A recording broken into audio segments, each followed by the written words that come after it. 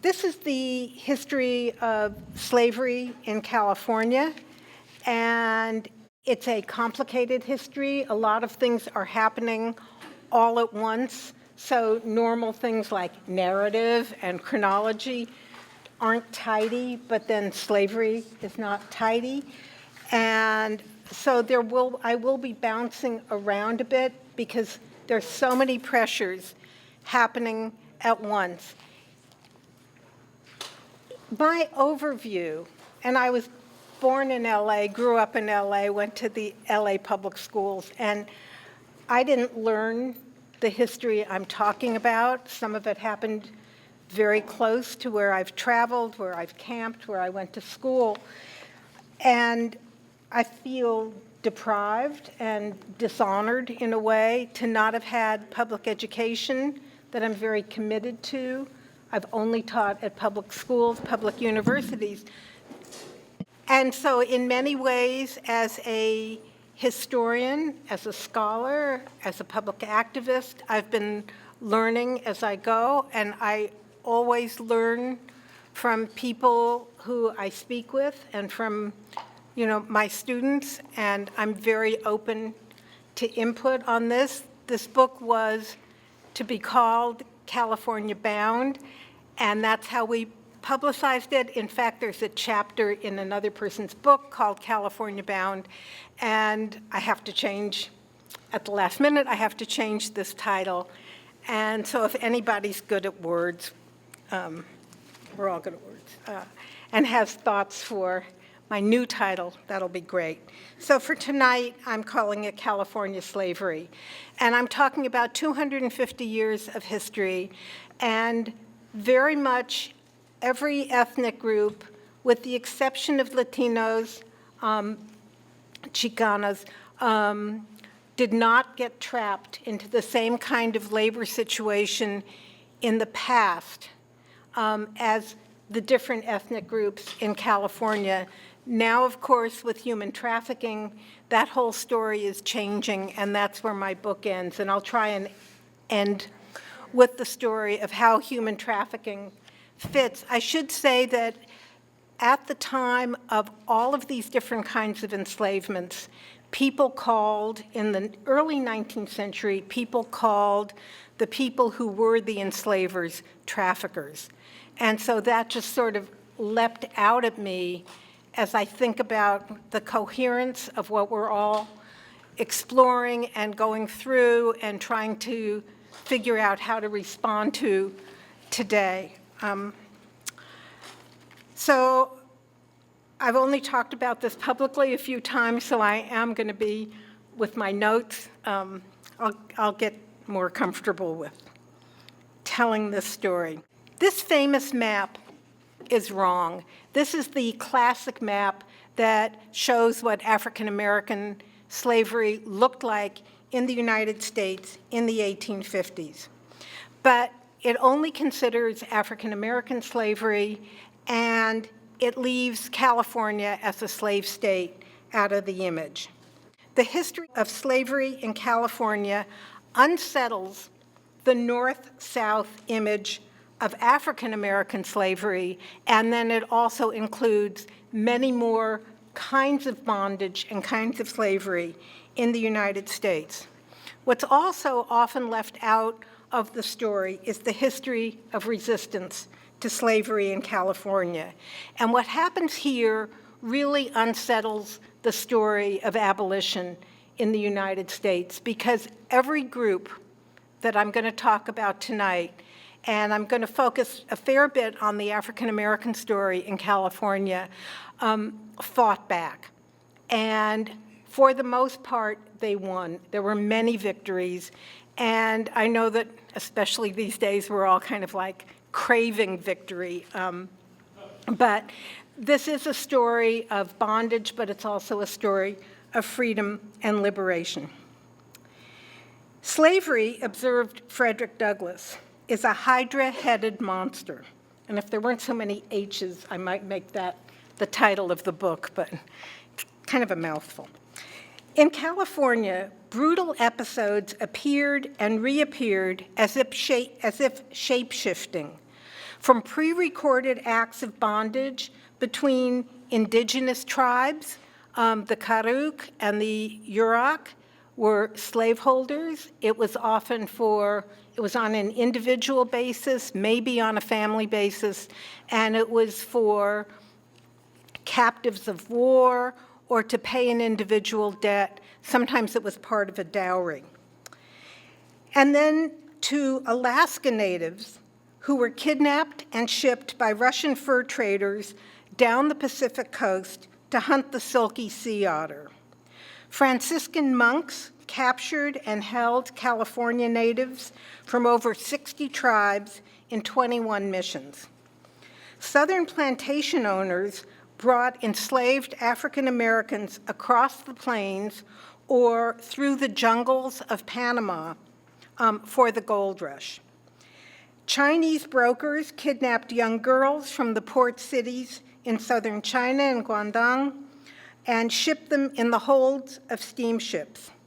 Chinese tongs and madams sold them in dens and cages from the slave dens in San Francisco up to the gold fields to service merchants and miners from Chile, Argentina, China, Mexico, and the United States. So Jackson Street,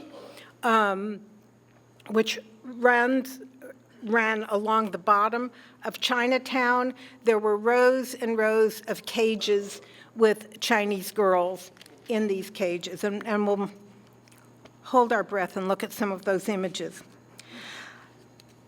In terms of convict labor, a private profiteer named Edsel got the contract to build San Quentin, but instead of using the money to build San Quentin, he leased the first convicts to residents and city officials in San Francisco to build roads and sewage drains and to work on the early mansions in San Francisco. In 2013, a young girl was found in a metal box, brought to a ranch in Lake County as a sex slave to work for field workers in the new marijuana grows. And I have to say that I've been tracking what's happening a bit in the new grows with legalizations, and my views on marijuana are really changing because I'm aware now of that men are being transported, kidnapped and transported across the border for field labor in the big marijuana grows, and young women who come from all over the world to trim the buds are now being, and they stand out in towns like Garberville and Eureka, and they're going like this, you know, instead of sticking their thumb out. And this is the sign that they've come to trim the buds off of the marijuana grows. From my early days in California, marijuana is very different. It's all buds. It's really, really strong. And we're in this transition now, but girls come out for the trimming, and they choose to come to California. It kind of looks like the summer of love in Garberville. Tomorrow we're going to drive through Garberville. There'll be gorgeous young women with a guitar, and they're going like this.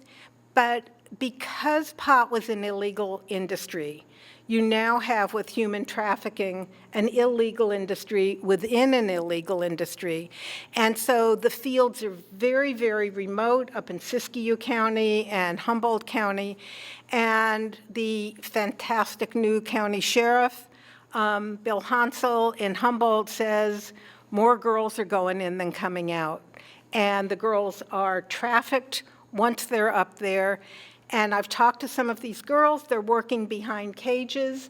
Many of our friends have daughters who trim because you get $80 an hour, and there's nobody else who's going to pay, you know, our 20-year-olds $80 an hour to trim, to do anything. And so it attracts a lot of young people who need extra money, who need summer money. It's harvest time. So that's a story that I think needs to be looked at and needs to be told, and probably is changing many of our views about pot as we go along, because we didn't affiliate it with human trafficking. So that part of the story came to me. It was actually Christmas a few years ago, and we heard that they found a young girl in a metal box with air holes in it, and she had been trafficked to service field workers in the marijuana grows in Lake County. She was 15 years old, and at the end of the day, she absolutely couldn't testify. You know, she just didn't have the courage in what happens with girls, you know, to take it further. They got the guys on other stuff, but not on really what happened to her. So we're at a time where I say California is a slave state, and I am thinking that that should be the title, you know, for the book. So slavery is not a, quote, peculiar institution. There's nothing rare or peculiar about it. It springs from cruel and forceful drives for wealth and power.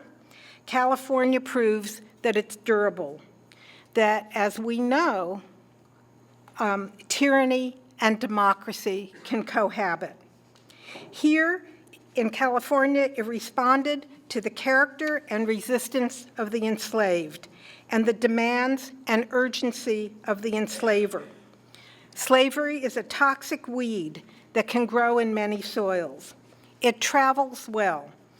It is usually profitable, and inevitably it's violent and it's ruthless.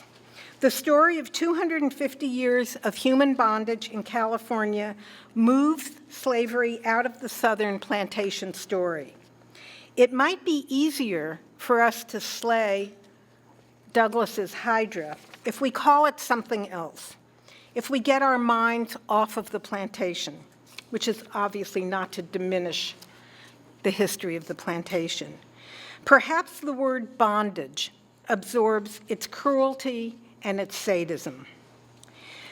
In 1769, Junipero Serra, barefoot, bleeding, walking 1,100 miles from his home mission in Laredo, meets up on the beach in San Diego with 100 Spanish soldiers and about 8 priests.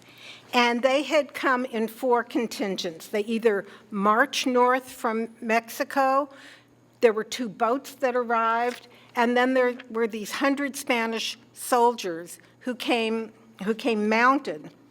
And on horse and in foot, they came to build what would grow to be 21 missions between San Diego and Sonoma. The furthest north one is Sonoma. The Spanish military was supposed to anchor the Spanish Empire in California with Catholic missions. Plantations of kidnapped Native men and women who would provide agriculture and sexual labor for the guards and agriculture and sexual labor for the priests.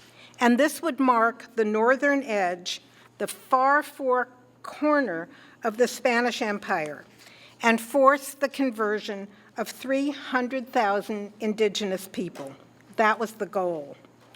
Working hand in hand, the Franciscan priests in Mexico, they've kicked out the Jesuits, they've brought in the Franciscans, that's a different story, and Spanish soldiers. And throughout California, they routed villages and they seized members of over 60 tribes to work the fields and to suffer rape and torture by the soldiers and the padres at the mission plantations. In 1775, following a series of sexual assaults by the soldiers, and Junipero Serra was worried about the rape. It was like, this is gonna upend the whole game if you can't keep it together, keep it zipped. And it didn't, and before the zipper, the metaphoric zipper. And the tribe in San Diego, the most affected tribe in San Diego were the Kumeyaay and the Luciano. And the native name for the Luciano were the Ipai. And San Diego was the first California outpost. And what happens there is that after the rapes, the Kumeyaay come down from what would be eastern San Diego, what we call the high desert, and they came down and they burned the mission to the ground and they freed all of their tribes people. And this is not a story. This is not a story that gets told in mission history of at every single mission, there were slave revolts. And just to talk out of order, because I talk out of order, that where this story ends up is that all of these revolts at the Spanish mission get coordinated. And in the end, the missions come to an end because there's a civil war against the missions. And the cluster around Santa Barbara, they go east into the Tules, and they are saved by the Yupik people. And because the Spanish had no clue of what to do on the water, a lot of the people who were enslaved at the missions around Santa Barbara jump in their canoes and they go out to the Channel Islands off of Santa Barbara, and they go to their own people who had inhabited those islands for, we believe, 6,000 years, and there they stay. So every single mission had a slave revolt. And as we know, last year, when they were canonizing Father Junipero Serra, and it was really a horrific moment for California Native Americans, and that story was very hard to get told. And I'm driving in DC where I live, and I hear, Pope John was coming to DC as part of this whole circle, and I pull over because I want to get on the radio, and it was the Kojo Nnamdi show. He's kind of like Mitch Generich here, and fantastic African Caribbean guy, and I've been on that show, and I call up and I say, there's a problem. And I've written it down because I'm nervous, and I say, this isn't the whole story. And they put on the producer, and I say, this man was in charge and launched, 60 years of slavery and 100,000 deaths that can be attributed, and this story should be told as well. And I was really surprised they wouldn't let me back on the show that day to tell that story. So other places where there were revolts at the missions, the Ohlone in San Francisco, where the Mission Dolores, the Mission of Tears, the Mission of Sorrows, that they flee across the San Francisco Bay and end up in the East Bay, the Chumash near Santa Barbara, down to the Kumeyaay in San Diego, fought for their freedom.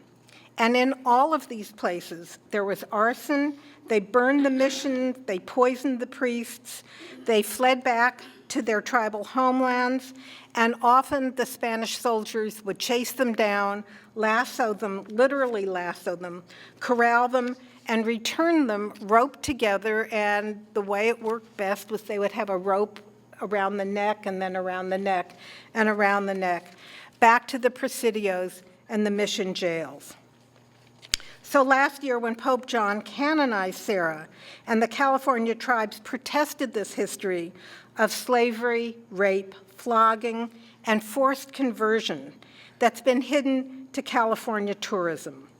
As Serra was being canonized, what was not reported were these slave revolts and how they coalesce into a unified civil war of California natives against the Spanish priests and the Spanish soldiers. Missions burned, converts fled across the bay or into the Tules, and probably the most,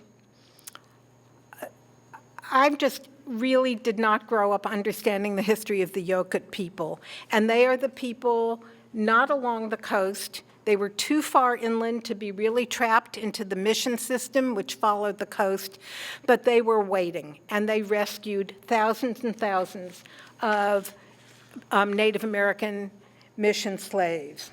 The end of the mission system comes in 1823. Mexico has been fighting for its independence. They win their independence against Spain, and Mexico was abolition. Mexico had been a free country. And this is going to be a problem for us once we lop off the top third of Mexico in the war against Mexico. But it's right away, what are they going to do with all of these mission lands? And they give the mission lands to really, really wealthy Mexican grandees, Mexican ranchers who readopt the peon system. Many of these people have lost their land, they've lost their families. Some of them had grown up in the missions, and so they get absorbed by this abolition country of Mexico into this new system of ranchers. This is an image of Mission San Diego, I think, and it doesn't look like Taco Bell, but this is what it looked like at the time. We hear a lot about the Atlantic slave triangle with the rum and the kidnap from Africa and the rum and going to the islands. And what I found is also there was a Pacific slave triangle. Alaska Natives were the first slaves imported into California. In the 1740s, Bering, remember Bering, the Bering Straits, crosses the Bering Strait, and he's really looking for a route to China.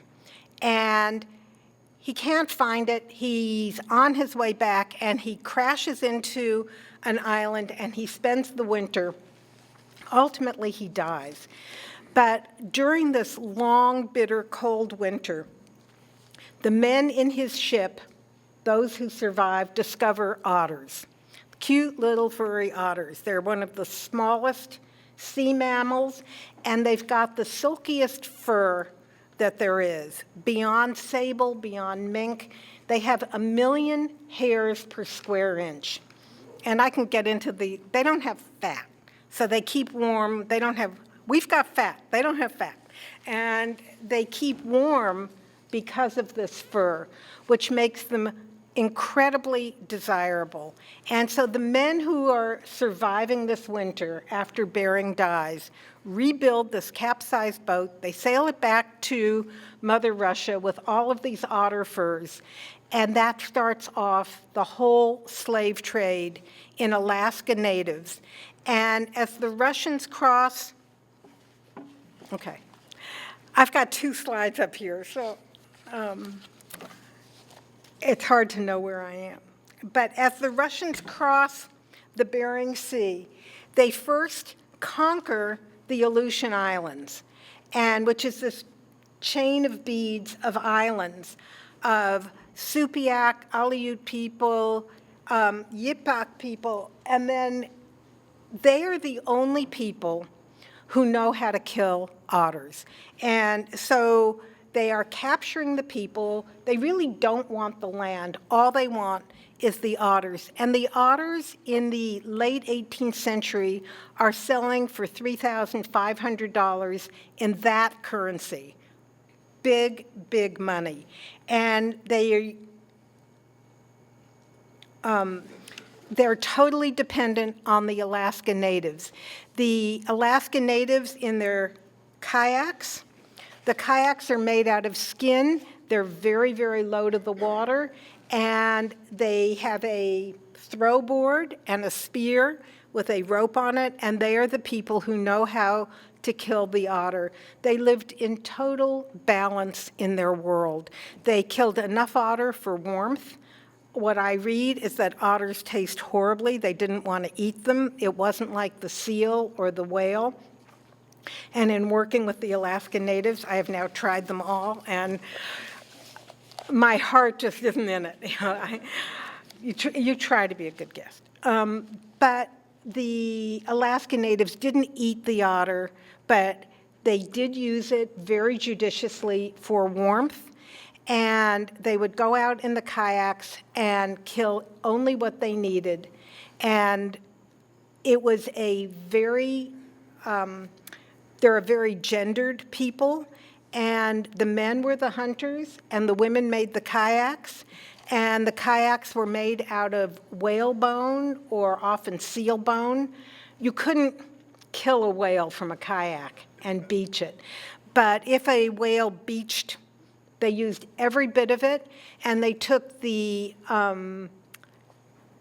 bladders of the seals and filled them with air, and so if they threw a spear, they would know where it landed, because these balloons of bladders would be floating and they could track it. It took about 3 days for the otter to die.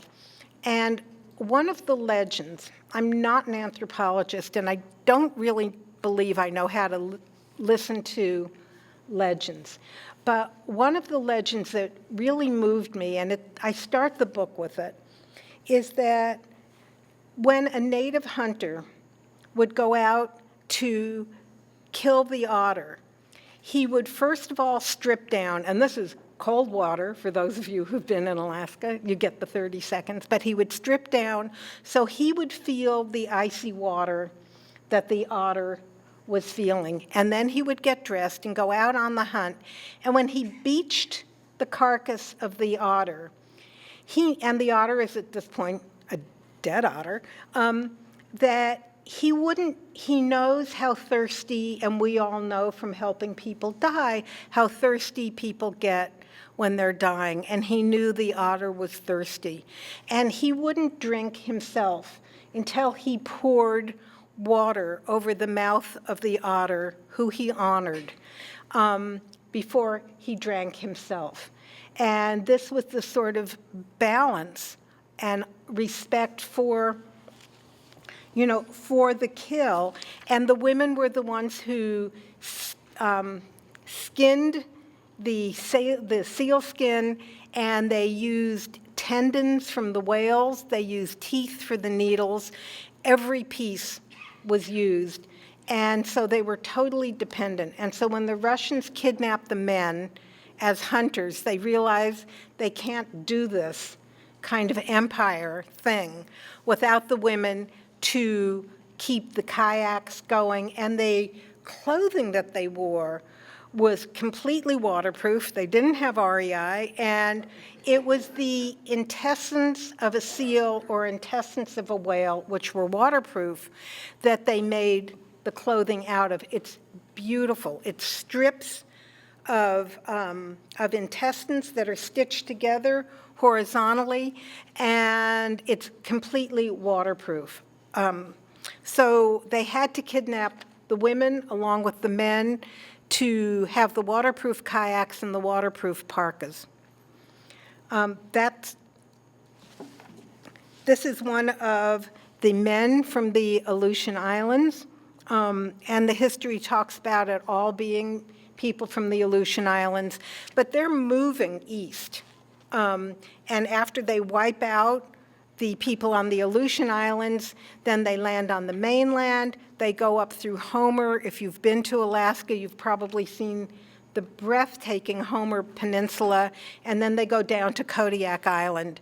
And there is so much money that's coming in from these wacko independent fur hunters that Catherine the Great decides to take over the trade, and she makes some rules. And one of the rules was that 50% of the male population could be enslaved at any time.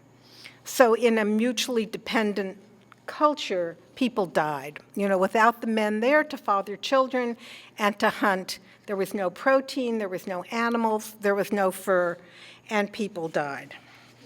Yeah. Go back to the map so that we can get that. Yeah. So what's happened is, that's where it's yellow is where there were populations of otters.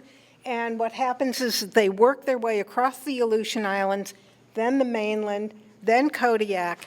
And then, although there are otters on the Canadian coast and what is now Washington and Oregon, the Tlingit Indians are living along those lands, and they are really militant, and they won't let the Russians land.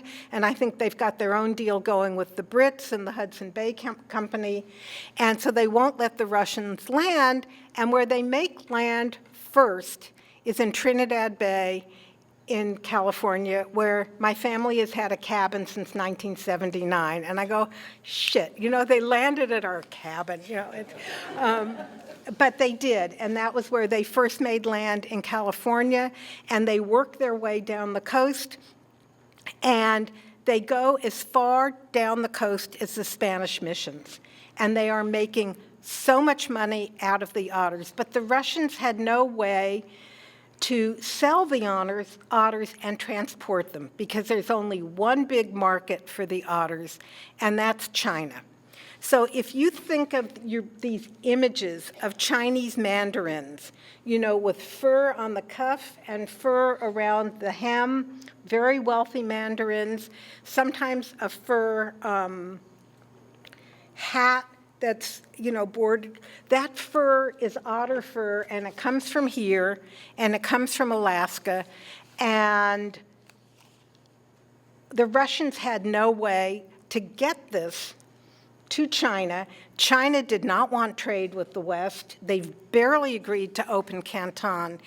And where these otters go, I'm kind of digressing, but I think this is kind of crazy, is they go back to Alaska, overland, back across the Bering Sea, back across Siberia, back across the mountains, and there's one post that China will allow open for the otter trade, and it's in a little fort called Kiakta. And by the end of this, so they've gone through thousands and thousands of miles, it's in the snow, and you try and kind of keep your cool as a historian, but at the end of this journey, they're being transported by reindeer, pulling these sheds, and I'm thinking like, really, I got to deal now and learn about reindeer. And so this is a Alaska Native woman. I believe she's Supiak. And the Alaska Natives spent a lot of time naked. They were almost always barefoot in the snow. And they were tattooed. And the women were tattooed as it began with puberty, as a puberty rite. What year was this? Okay, so Bering is 1745. By the time Catherine the Great takes over the trade, it's in the 1790s, because so much money is coming to support the Russian Empire. When they've wiped out the otters in Alaska and killed a huge percentage of the population, they start to come down into California as explorers. They make the first big trip into California into 1808, and in 1812, they settle at Fort Ross. And so if any of you have gone out to Fort Ross days, they decide, and nobody can figure out this really dumb decision, but they decide to make the port in Bodega Bay, but they're going to build the fort up the coast on Pomo Kashaya land called Matini. And so the fort is 20 miles away from Bodega Bay. Dumb move, but there have been a lot of dumb moves in history. And there's very interesting and important work going on now with the Alaska Natives, many of whom have ancestors who were buried at Fort Ross, and the Kashaya Pomo people who feel this is their land, and they see the Alaska Natives as another group of invaders. They don't see a native commonality. These were other people who come onto their land. And I've had the honor of being part of some of those discussions, and it's been worked out. And the Pomo Kashaya and Chief Reno, who's the chief of the Pomo now up in Sonoma County, has agreed to welcome the Alaska Natives to come onto their land and to visit the land of their ancestors. And there's a beautiful video of the Alaska Natives standing in the water in their regalia and asking permission and explaining that their ancestors were enslaved and they died on this land, and they didn't choose to come. They didn't choose to invade Pomokashaya land. And Reno says, you were welcome to dance on our land. But the Kashaya Pomo people do not have women dancers, and the Alaska Native people have female dancers. And so the notion of difference goes very, very deep, and it runs through the histories of slavery as some of these things. And we're working now with Cal Parks to have the trail from Fort Ross down to the ocean marked so this history can be told. Is anything going on with the Aleutian Islands? You mentioned that. Yeah, the Alaska Natives are, it's another story, so I'm going to tell it really fast. A huge percentage of the people, the Supiaq people, the Alutiiq people, were wiped out. And generations have returned to the Aleutian Islands to live.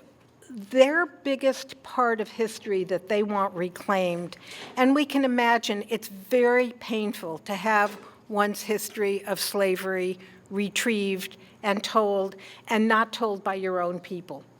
The most painful part of the Aleutian Island story is that those people were rounded up during World War II and, like the Japanese here, kept in concentration camps.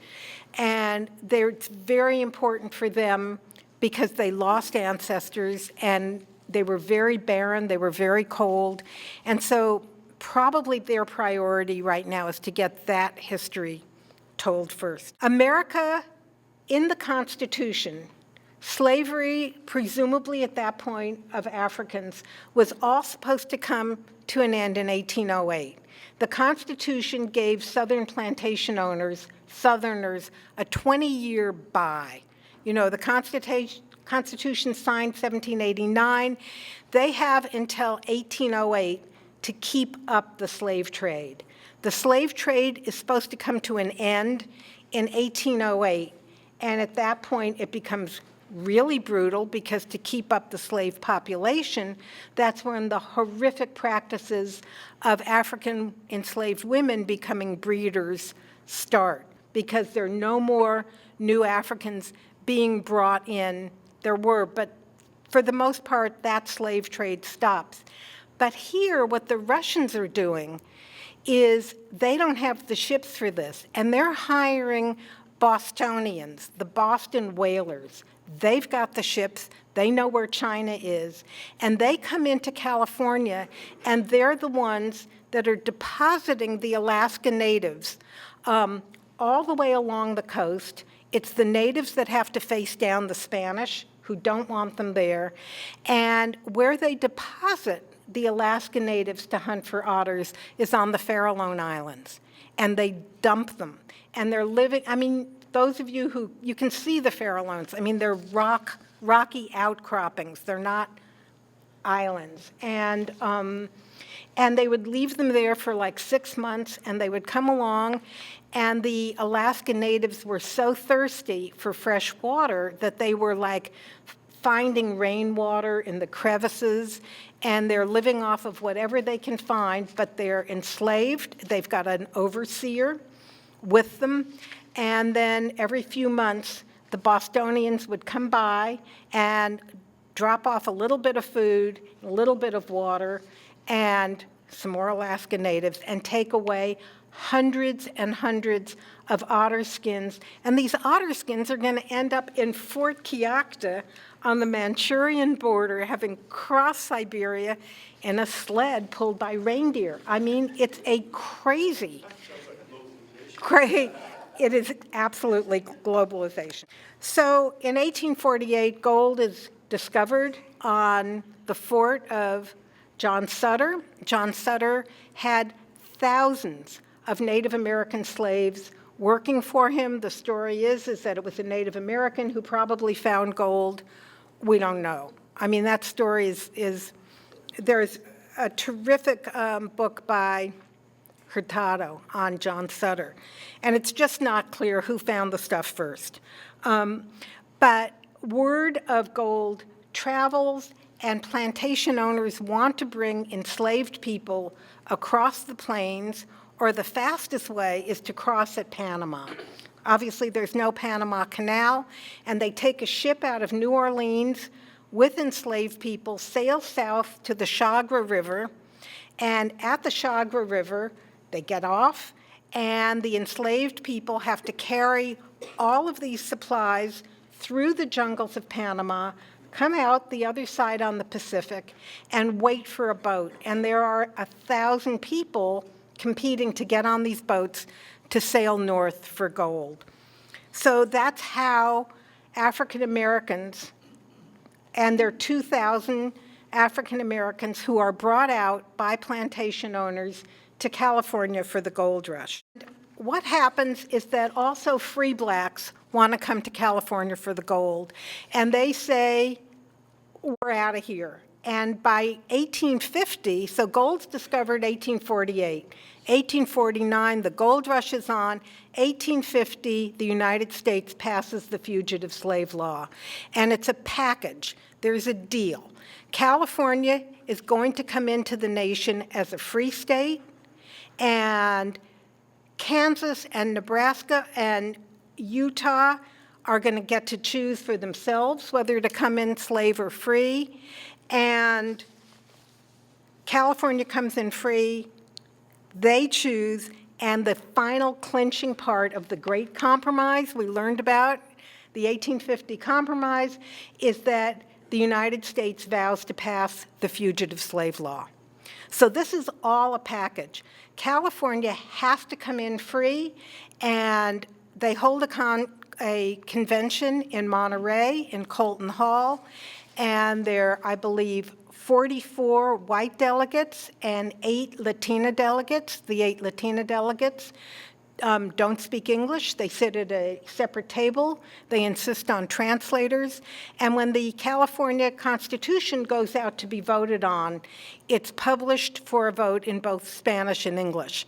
So if anybody's having hassles with their school system about publications or ballots, we have a tradition of having ballots in Spanish and English in California. One quick question. Yeah. What is the role of the African American militias that were formed? I have a personal late friend whose great, one of her ancestors, Parker family, were leaders in the African American militias who fight against slavery in California. Okay.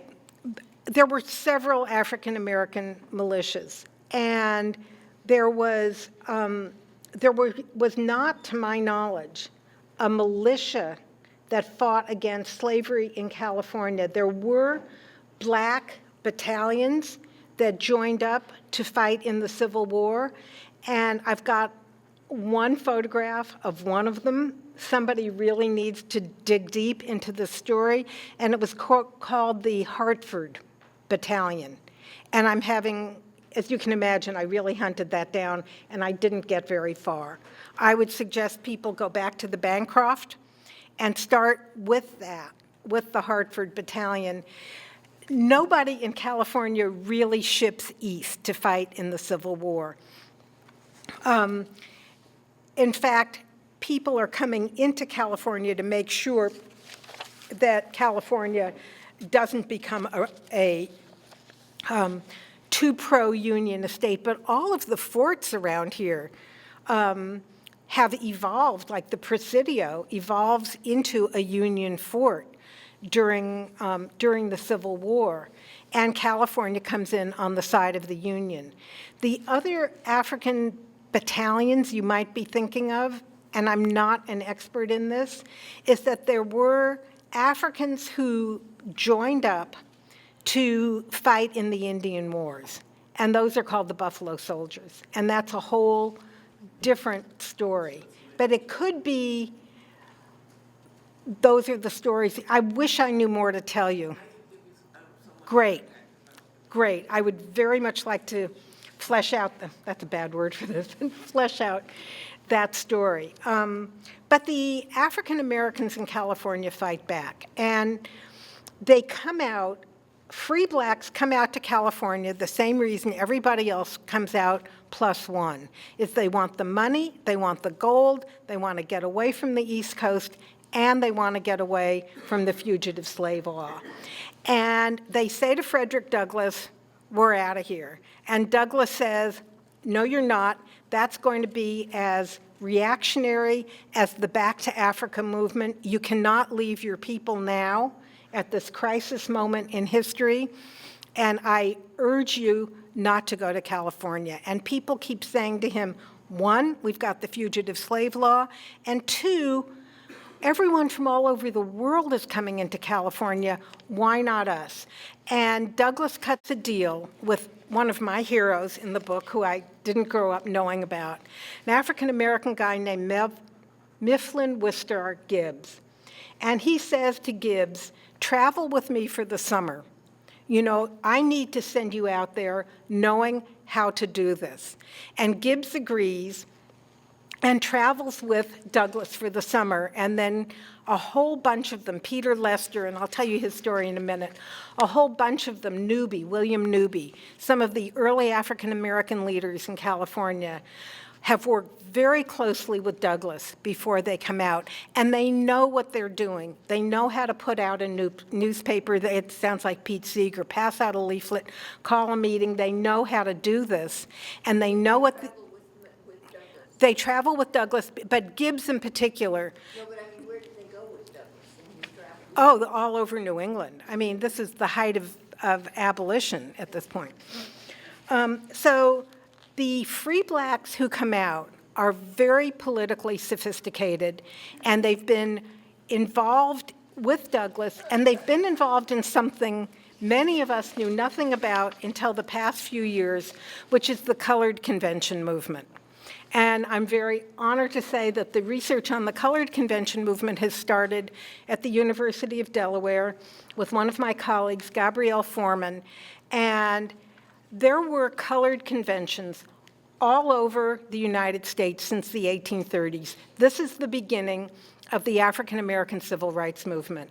And there were both state and national colored conventions, and this is where folks got together and met, and they formed churches, they put out newspapers, and they figured out what was happening in their state that brought people together. And there were 4 colored conventions in California, 1855, 1856, 1857, and then there's one after the Civil War.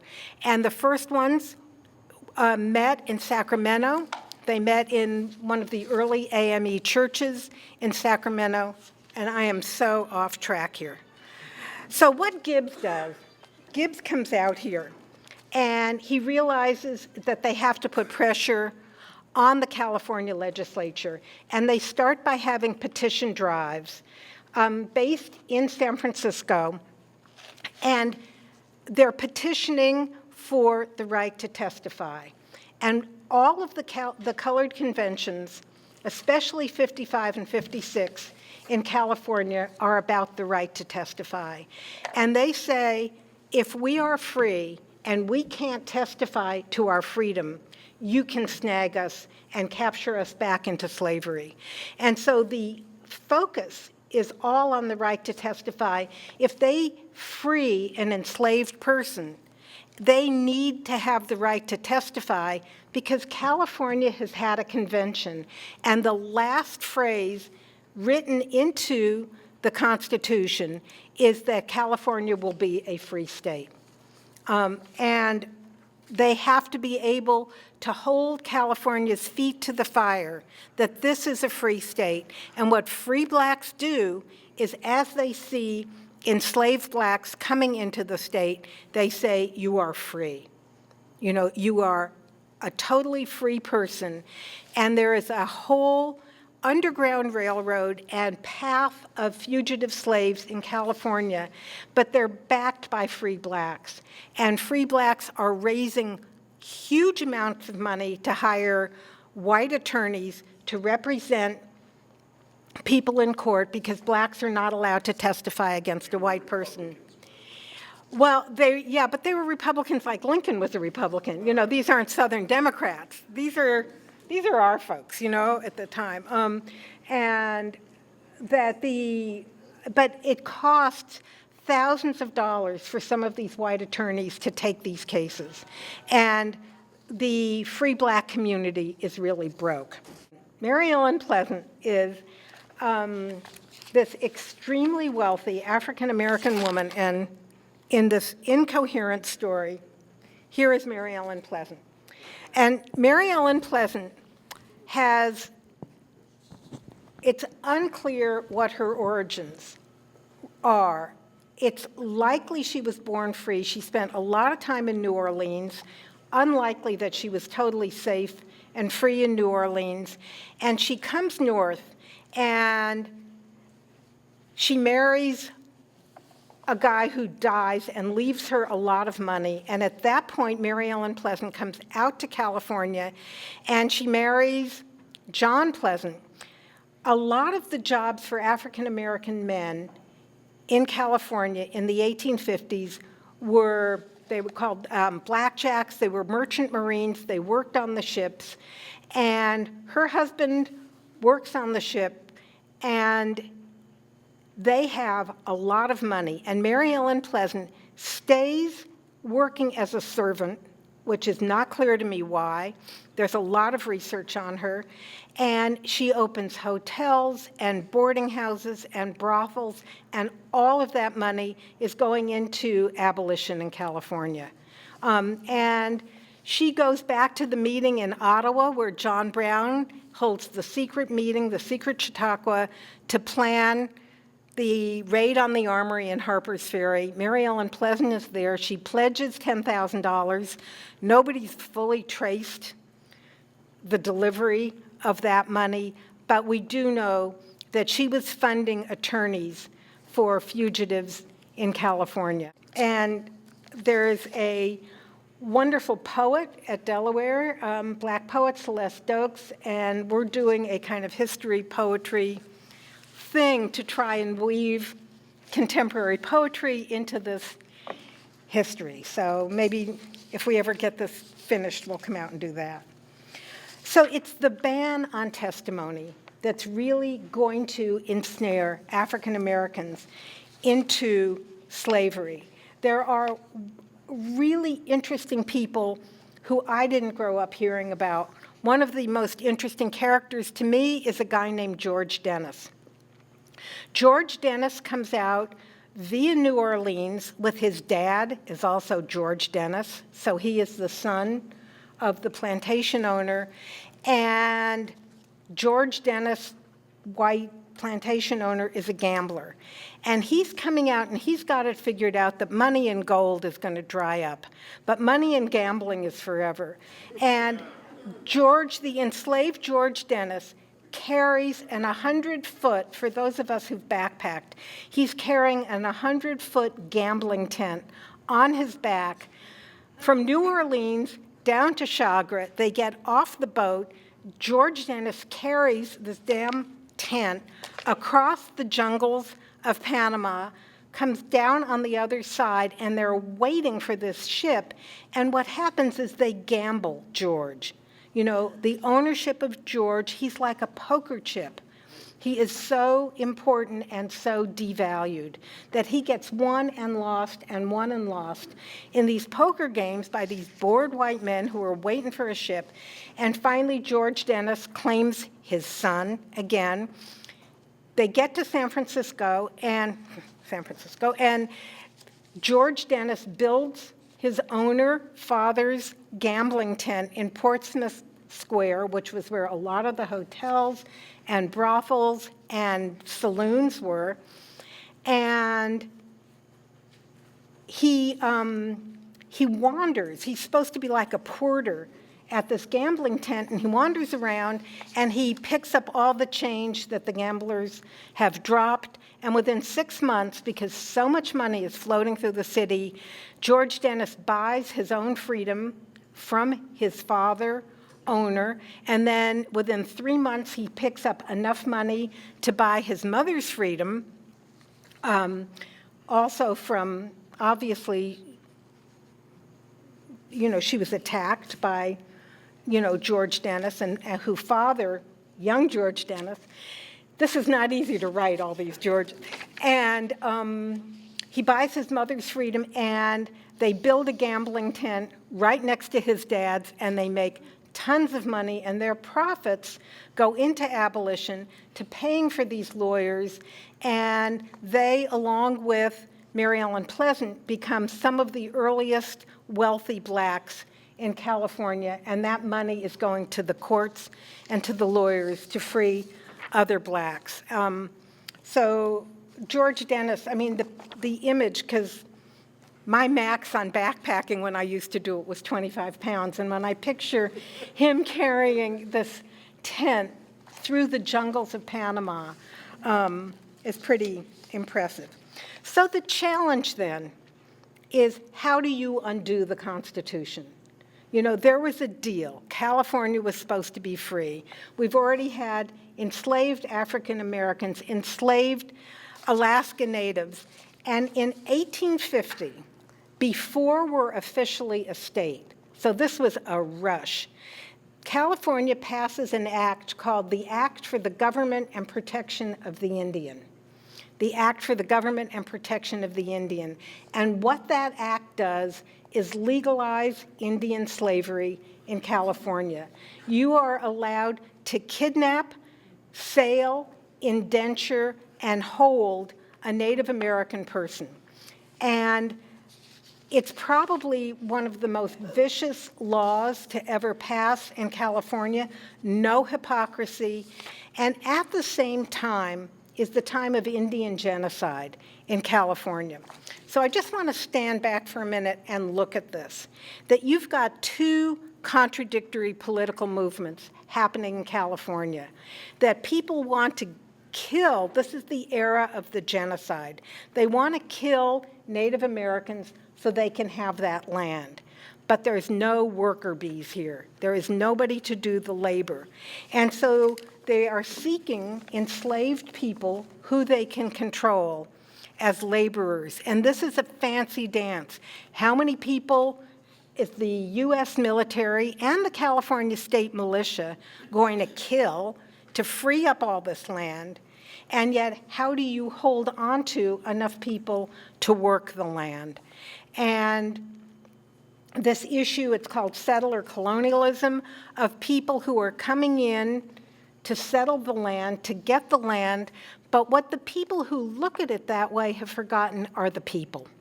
They've forgotten that you can't have settler colonialism and all of the land of California without laborers to work it. So it's a real laboring story that traces back to this legalization of Indian slavery and long-term Indian indentures. The free blacks are testifying that they're free.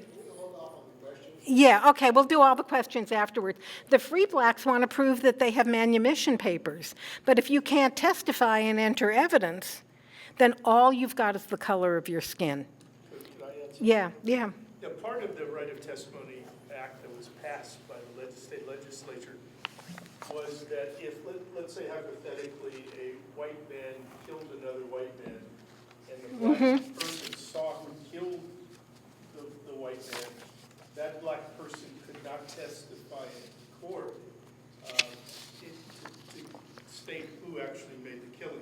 So it's just a law that denigrated blacks in the legal system. And Chinese people, and in fact, that law that if I were a Chinese person and I saw one white man kill another white man, somebody really wants me to testify that they're innocent or that he's guilty, but I can't testify in court.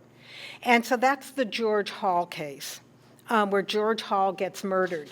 And the Chinese person is fighting for the right to testify not because he's a party to this. He is just a good witness to a crime that's been committed. So I'm just going to skip ahead and finish the African American part of the story. There is a guy, maybe some of you have heard of, an enslaved man named Archie Lee. And Archie Lee is brought out by his owner, who's named Charles Stovall. And to me, these are important California names. Archie Lee is brought out as a slave by Charles Stovall. They come across the plains. The oxen are hungry. People have died. And Stovall buys a farm. What the law says is that you can bring a slave, an African-American enslaved person, into California for 3 years and work them and keep them in California for 3 years. This legalizes African-American slavery in California. And people who are brought out are not told that they're free. So he's brought Archie out and he buys a farm. Well, that shows he's not planning to leave because he's just bought a farm. Then he goes down to Sacramento and he decides to open a school. And he runs an ad in the Sacramento papers that he will take students for $5 each. Well, you're not going to do that if you're just passing through. And he has no real use for Archie Lee. Archie Lee is a burden to him. What am I going to do with this field worker and miner? There's no more gold left, and I don't want to be a farmer anyhow. And he lets Archie go out to work and earn enough money to buy his own freedom from Charles Stovall. Charles Stovall goes back to the South, and he gets south and he realizes, I cut a bad deal. Slaves are selling for a lot more money in the South than I let Archie buy his freedom for. I want him back. And he hires slave catchers, who we think of as not Californians, to chase Archie Lee down, kidnap him, and bring him back. Well, Archie Lee flees 4 times. And the free black community here is finding him, hiding him, raising money for his lawyers. And each time Archie Lee loses and Stovall has come back out to get him and he re-enslaves him. Well, finally, the 4th time, and this is a story in itself, but finally the 4th time, Archie Lee loses his freedom, and Stovall hides him in a rowboat in a cove behind Angel Island. So here you've got Archie Lee, who has been in and out of jail, in flight, saved by the black community, found, captured, 4 trials, and now it's nighttime, he's in a rowboat, cove behind Angel Island. And Mary Ellen Pleasant's husband is a cook on the boat that they're going to take Archie Lee back to New Orleans in. And James Pleasant rats it out. He says, I know where they're going to get, how they're going to get Archie out of here. And the black community in San Francisco rents the police tugboat, and they wait for the meeting, and the boat is called the Osbielo, and they know that this is how they're going to take Archie back to New Orleans. And there's this meeting out in San Francisco Bay of the leaders of the free black community waiting for the rowboat to come from Angel Island and this big ship that's going to sail to New Orleans. And they yank Archie out of the rowboat, just they're waiting for him to board because they have to prove it. They yank Archie, put him back in the rowboat, and the hero of this story, well, there are many, is an African-American named James Riker. And James Riker has gotten the lowest level job you could get at the court. And Riker writes a habeas corpus note, you have to produce Archie Lee. And they put Archie Lee in jail for his own protection. And he's got this truly low-level clerk who's writing these papers on his behalf, and there's a trial. And the entire black community in San Francisco is out in front of the courthouse, free Archie, free Archie. And what happens is that the judge realizes this is such a mess, he's going to let Archie Lee testify. And Archie Lee is one of the first blacks who is able to testify that he bought his freedom, he worked for it, he's a free man, and the judge agrees. Well, the black community is just chanting, and they take Archie Lee out of the jail, and they have a buggy waiting, and they take him to Mary Ellen Pleasant's house, put him in hiding, and the black community goes to celebrate at the AME Church in San Francisco. And there are days of celebration, and there is a beautiful, I will not sing, I promise, but there is the Ode to Archie Lee. It's a hymn that is sung for nights. Meanwhile, Mifflin Wister Gibbs is fed up. Remember, he's the guy who worked with Douglas, comes out. Gibbs is fed up, and he says this place is not safe for African Americans. And he goes up to Canada to check out Vancouver, because that would be the nearest place blacks could cross over. The governor of Vancouver is named James Douglas. James Douglas is a mulatto man, he's from the Caribbean, and he knows that England is going to hold a vote about whether Vancouver and British Columbia goes to the US or goes to Britain. Douglas knows the history of slavery in the US. England is now abolitionist, it's free. Douglas is deeply committed to British Columbia voting free, but he needs voters. And he sends the ship captain, this guy James Nagle, who's just on this little boat that carries mail and food up and down the coast, and he sends Nagle back to the party at the AME Church in San Francisco with an invitation to African Americans in California, free or enslaved, to move to Vancouver, and they will get 20 acres of land, you know, like the 40 acres that never happened.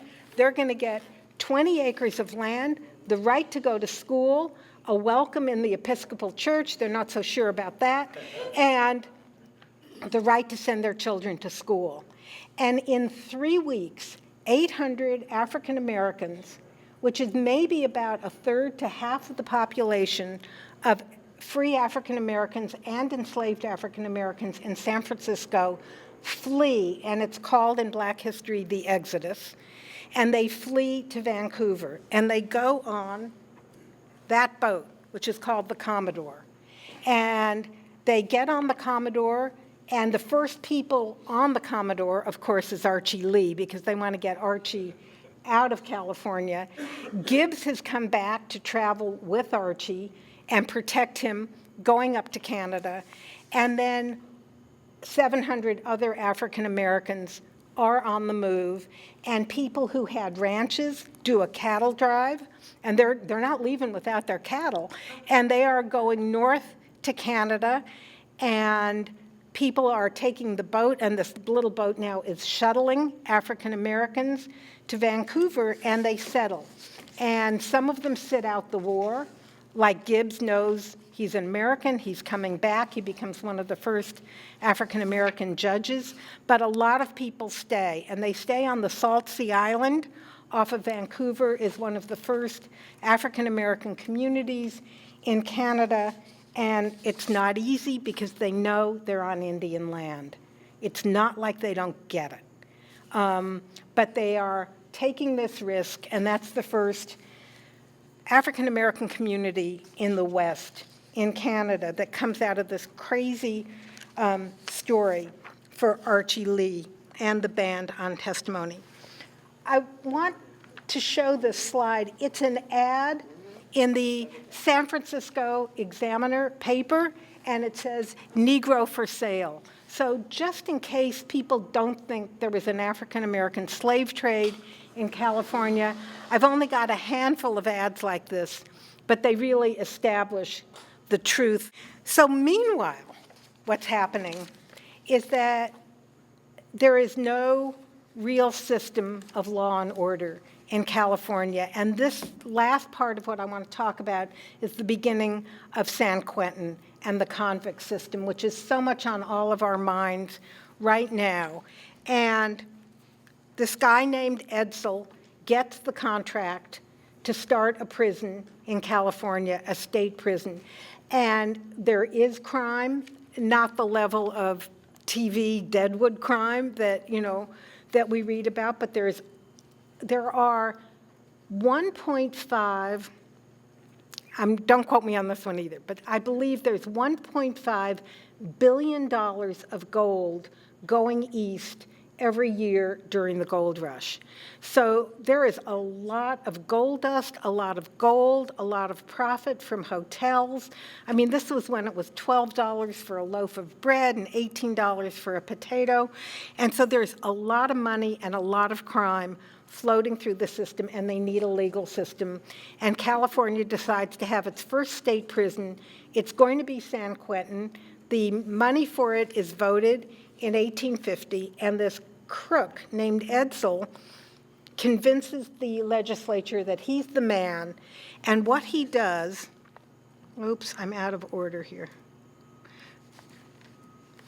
is there are 400 ships in San Francisco Bay of people who had been brought out for the gold rush. And the captains and the ship's crews are as eager as anybody else to get up to the gold country. And they abandon these ships in San Francisco Bay, and they're being taken over and used. And one of the things they're used for is prison brigs. So this is a prison that's built on top of one of those abandoned ships in San Francisco Bay, and they tow it up to Sacramento, and it's a living hell. I mean, all they've done is carved out the hull of the ship, and they've got cells. And the one for San Francisco, where I don't have as good a picture, they tow it around the bay, and this crook, Edsel, is renting out the prisoners to private people.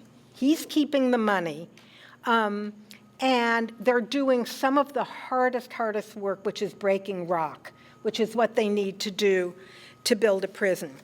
And so that is the birth of San Quentin Prison is in convict labor, unpaid convict labor, the money going to this crook, and every time California has an investigation, and you could spend a career reading these reports, where's the money?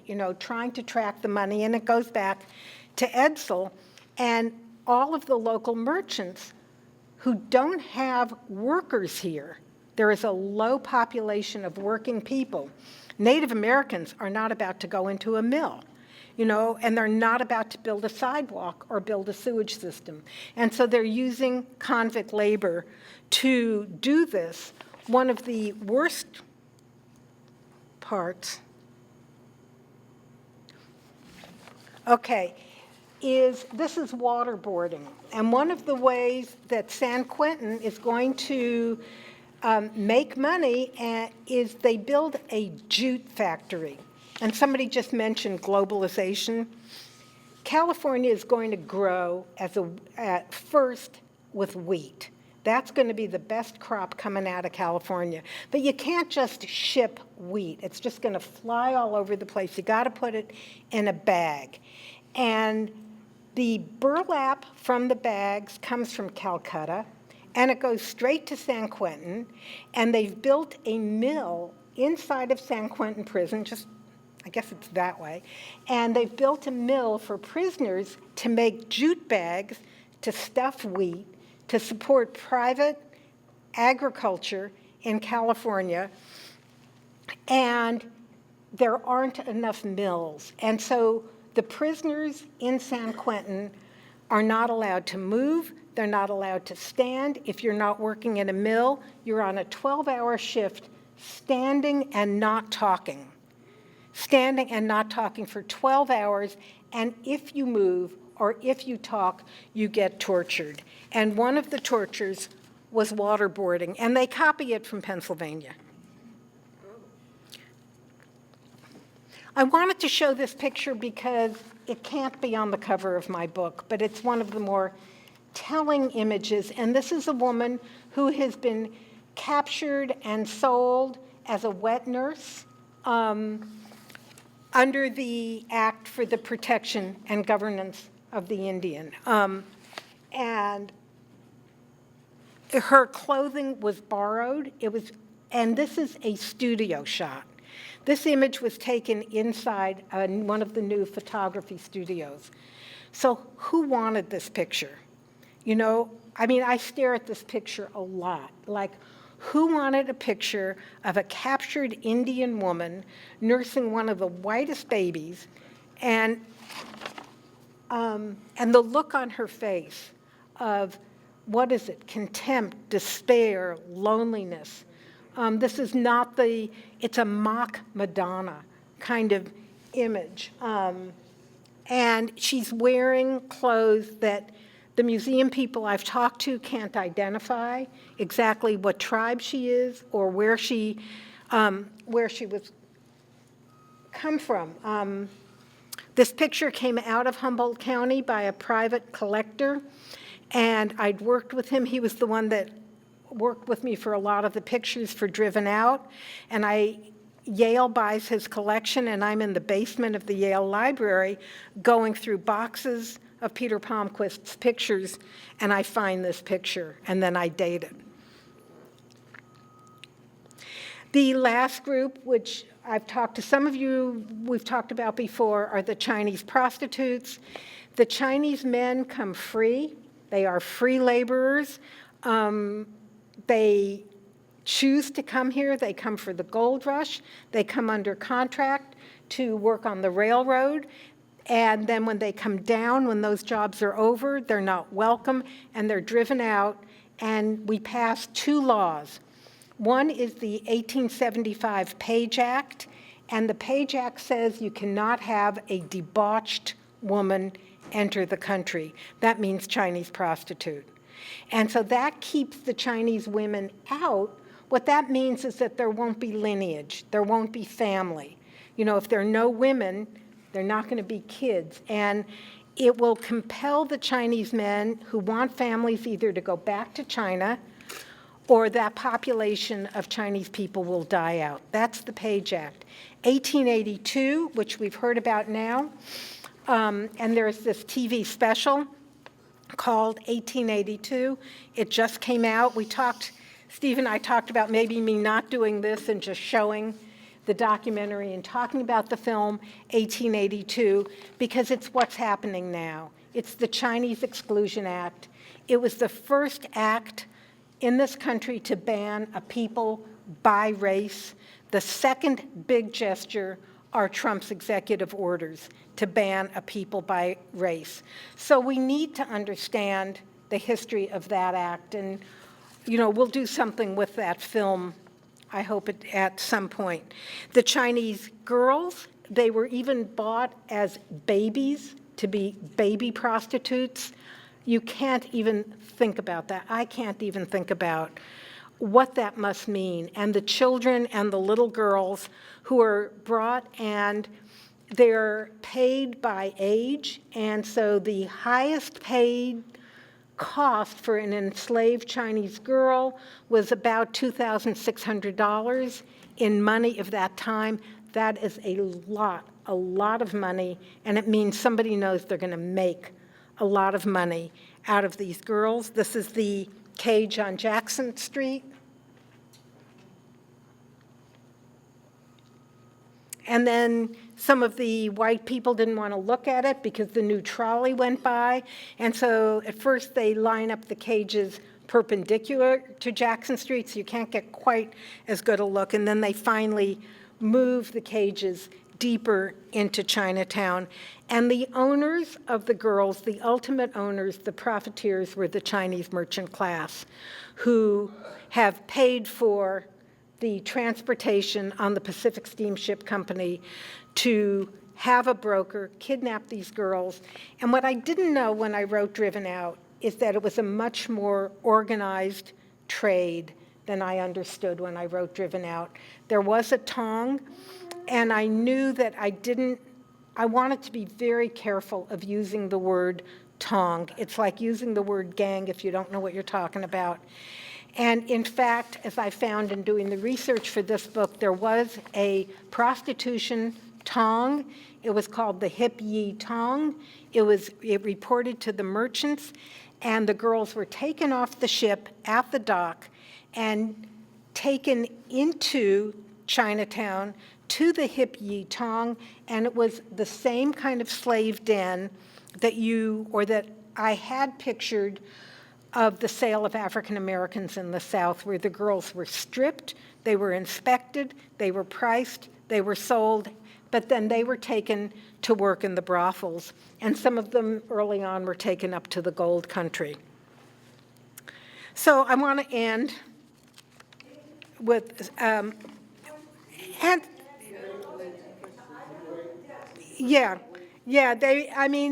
it wasn't just California. There was a real distribution.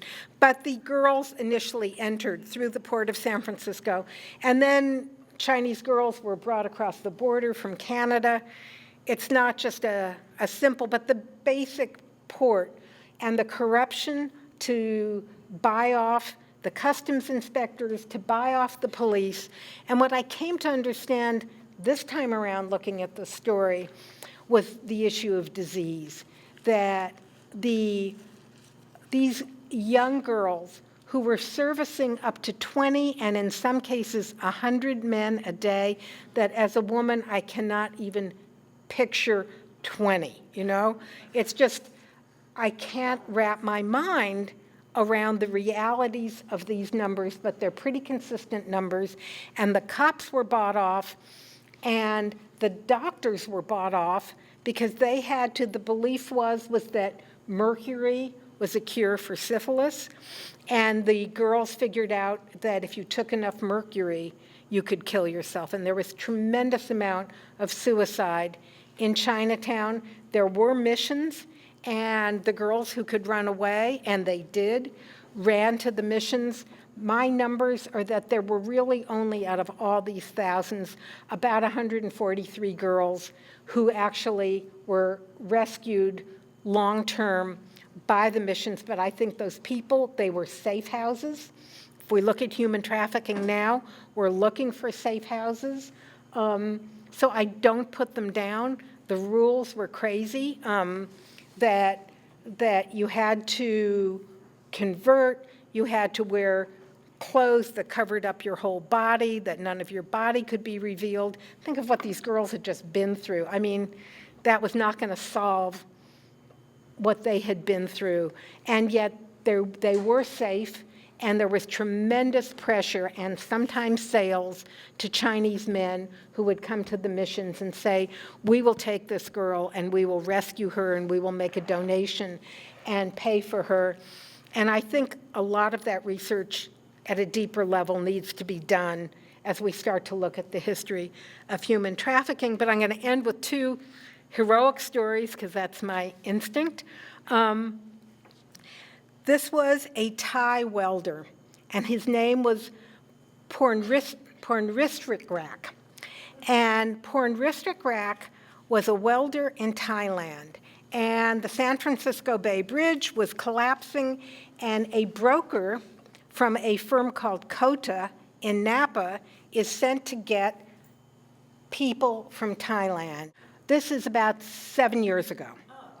We've dragged ourselves up to the present. And so they offer Kota a plane ticket to the United States, and what kind of a dream would that be for a welder but to work on the San Francisco Bay Bridge? He agrees. They pick him up off the airplane, and they keep him one night in San Francisco, and then they put him in a white van and drive him down to Los Angeles, and he's under guard, and he's forced to rebuild a Thai restaurant, and then he's forced to work in a Thai restaurant, and a group of men who'd been human trafficked to work in the restaurant business in Los Angeles are all sleeping on the floor, no blankets, and then dressed up to be a waiter, and then repair the restaurant. And this guy had incredible building skills. And he runs, and a he's now free, so his story has been coming out, but a customer in the restaurant keeps seeing him, and it's a lesson to all of us to pay attention, because there are clues when somebody's being trafficked, and they realize that he is not okay, and the customer pulls up in front of the restaurant, takes,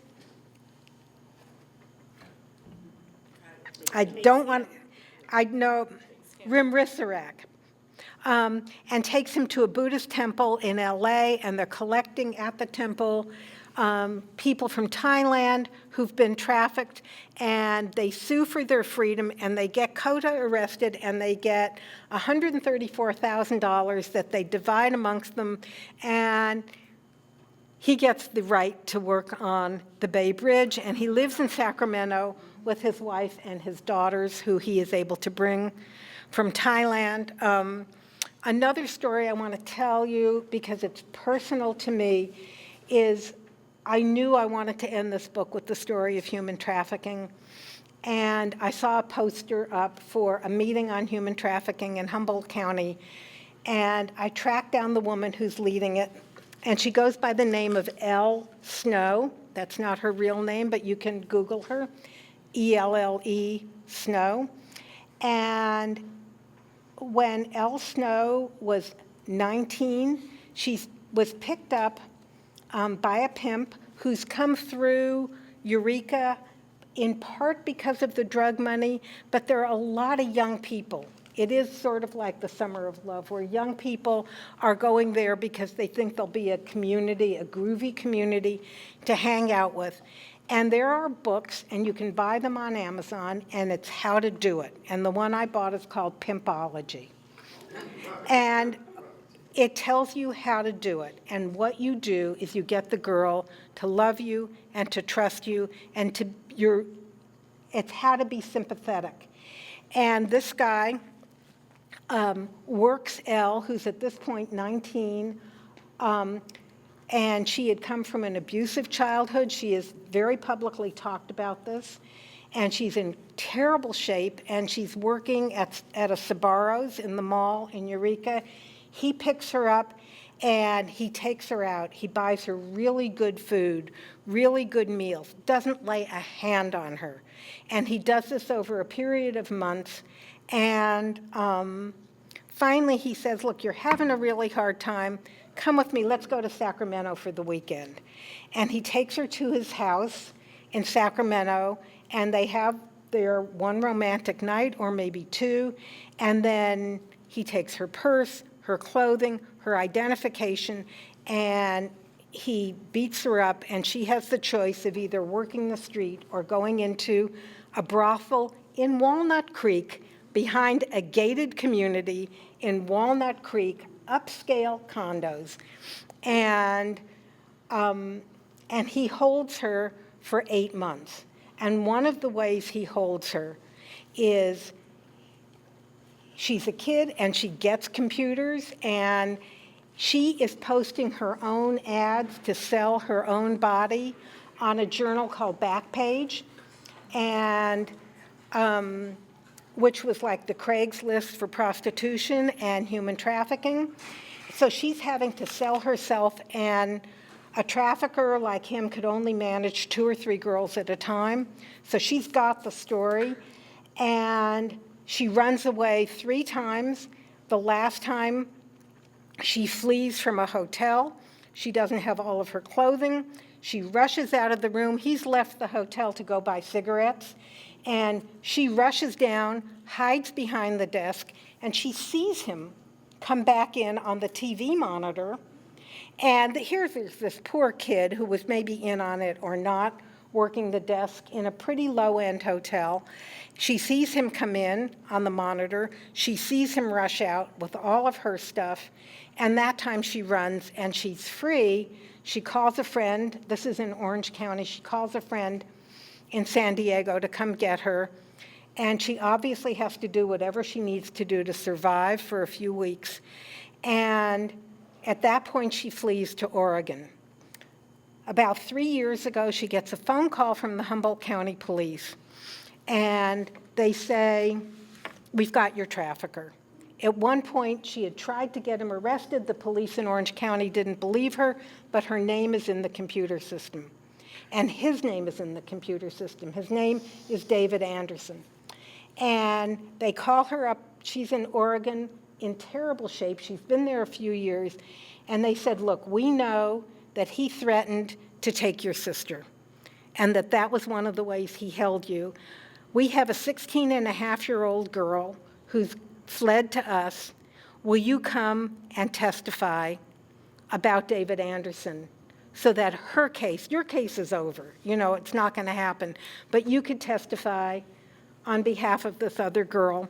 So Elle Snow goes back to Humboldt County, and I have to say, with all of my suspicions about the police, of which you can imagine, they are amazing. They surround her with every bit of mental health, rape counselor health, clothing, medical health, housing, police protection to get her through this trial. And in the course of all of this, she realizes that this is her role, is to work in the human trafficking movement. And her organization is called Game Over.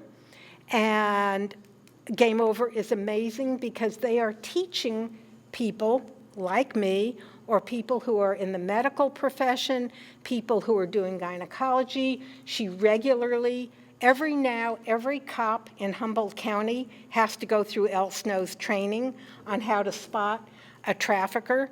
And she got offered a job. A prosecutor was trying to shut down Backpage, and he knew that Elle Snow knew how Backpage worked, and they shut down Backpage. This is a woman who didn't finish high school, didn't finish college, and she's working now as his paralegal in Washington. She's out of the area, and they shut down Backpage. So there are formidable stories that we've been talking about tonight of courage and resistance. Game over. Thank you.